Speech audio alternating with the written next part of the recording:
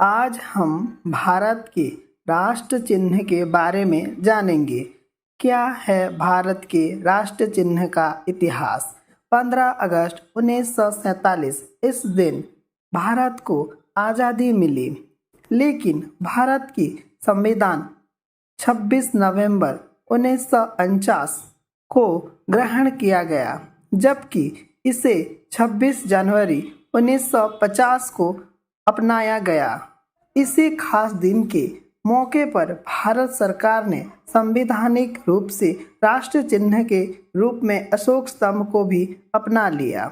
लेकिन अशोक स्तंभ का इतिहास सिर्फ इतना ही नहीं है।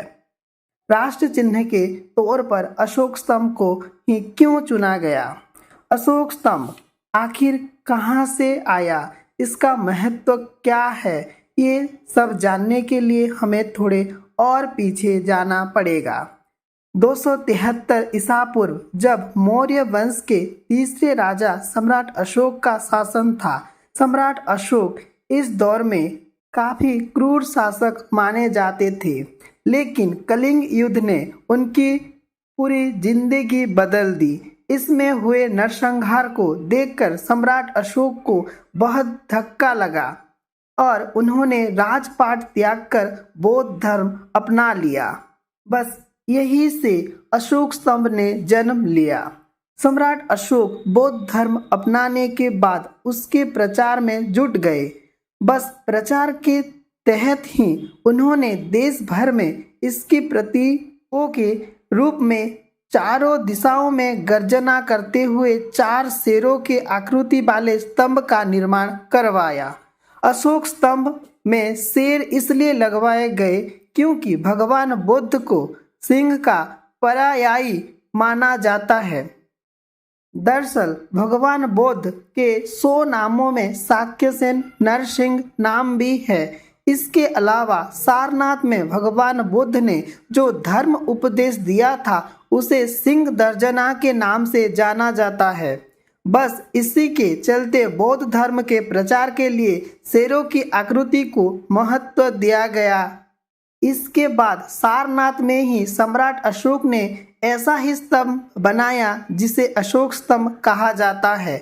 अशोक स्तंभ में यूं तो 4 स्तंभ होते हैं, लेकिन लोगों को सिर्फ 3 ही नजर आते हैं। इसकी वजह है इसका गोल आकार।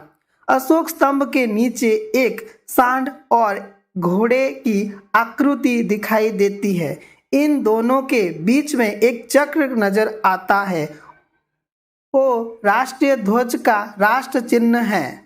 अब जानते हैं कौन कौन कर सकता है अशोक स्तंभ का इस्तेमाल।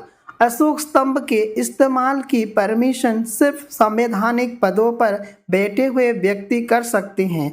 इसमें भारत के राष्ट्रपति, उपराष्ट्रपति, प्रधानमंत्री, केंद्रीय मंत्री, राज्यपाल, उपराज्यपाल, न्यायपालिका, सरकारी संस्थाओं के उच्च अधिकारी शामिल हैं।